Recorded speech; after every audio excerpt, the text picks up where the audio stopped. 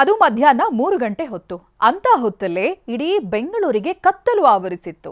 ಏಕಾಏಕಿ ನಗರವನ್ನ ಆವರಿಸಿದ್ದ ಕಾರ್ ಮೋಡ ಕಗ್ಗತ್ತಲಾಗುವಂತೆ ಮಾಡಿತ್ತು. ಅದೇ ಕಪ್ಪು ಮೋಡ ಭರ್ಜರಿ ಮಳೆ ಸುರಿಸಿದೆ. ಅದರಲ್ಲೂ ವರ್ತೂರು ವೈಟ್ಫೀಲ್ಡ್ ಭಾಗದಲ್ಲಿ ಅವಾಂತರಗಳೇ ಆಗಿದೆ.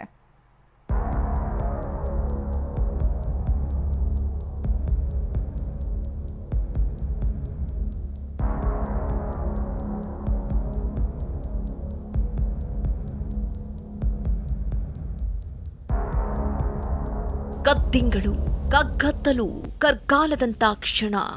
ಇದೇನು ಮಧ್ಯರಾತ್ರಿಯಲ್ಲ, ಅಮಾವಾಸ್ಯೆಯ ಇರುಳೂ ಅಲ್ಲ. ಬಟಬಟ ಮಧ್ಯಾಹ್ನದ ಹೊತ್ತಲ್ಲಿ ಬೆಂಗಳೂರು ಕಗ್ಗತ್ತಲಲ್ಲಿ ಅವಿತುಕೊಂಡಿತ್ತು.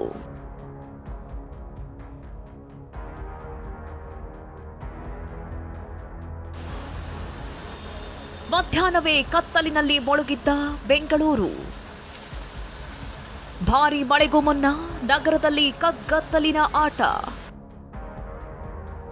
ಹೌದು, ಮಧ್ಯಾಹ್ನ 3ರಿಂದ ಸಂಜೆ 4 ಗಂಟೆ ಹೊತ್ತಲ್ಲಿ ಇಡೀ ಬೆಂಗಳೂರಲ್ಲಿ ಮಧ್ಯರಾತ್ರಿಯಂತಹ ಸನ್ನಿವೇಶ ನಿರ್ಮಾಣವಾಗಿತ್ತು. ಮಳೆರಾಯನ ಆಗಮನಕ್ಕೂ ಮುನ್ನ ನೀಲಾಕಾಶ ಮಾಯವಾಗಿ ಕಾರ್ಮೋಡಗಳು ರಾಜಧಾನಿಯನ್ನ ಆವರಿಸಿಕೊಂಡಿದ್ವು. ಇದರಿಂದಾಗಿ ನಗರದಲ್ಲಿ ಕಗ್ಗತ್ತಲು ಆವರಿಸಿತ್ತು. ಏನಂದ್ರೆ ಏನೂ ಕಾಣ್ತಾ ಇರಲಿಲ್ಲ. ಬೇದಿ ದೀಪಗಳನ್ನ ಹಾಕಿದ್ರು. ದಾರಿ ಕಾಣದೆ ವಾಹನ ಸವಾರರು ಲೈಟ್ ಆನ್ ಮಾಡಿದ್ರು. ಮೆಟ್ರೋದ ಒಳಗೂ ಬೆಳಕು ಮೂಡಿತ್ತು. ಈ ಘೋರ ಕಾರ್ಮೋಡದ ಬಳಿಕ ನಗರದಲ್ಲಿ ಶುರುವಾಗಿದ್ದು ಮಳೆ ಅಬ್ಬರ. ವರುಣನ ಪ್ರತಾಪಕ್ಕೆ ಬೆಂಗಳೂರಿನ ಕೆಲ ಭಾಗಗಳ ಜನರು ನಡುಗಿ ಹೋಗಿದ್ರು.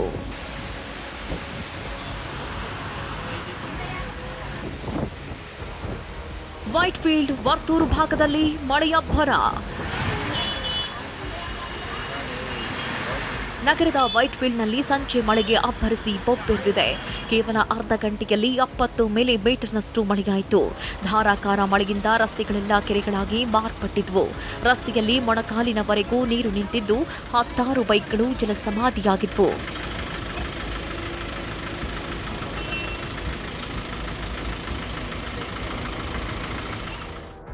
ಆಟೋ, ಬೈಕ್, ಕಾರುಗಳು ಕೆಟ್ಟು ನಿಂತಿದ್ವು.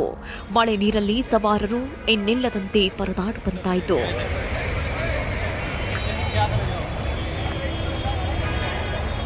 ಕಲ್ಯಾಣ ನಗರದ ರಸ್ತೆಯಲ್ಲಿ ನದಿಯಂತೆ ನೀರು ಹರಿತಾ ಇತ್ತು. ಆಟೋ ಸವಾರರು ಪರದಾಡಿದ್ರು.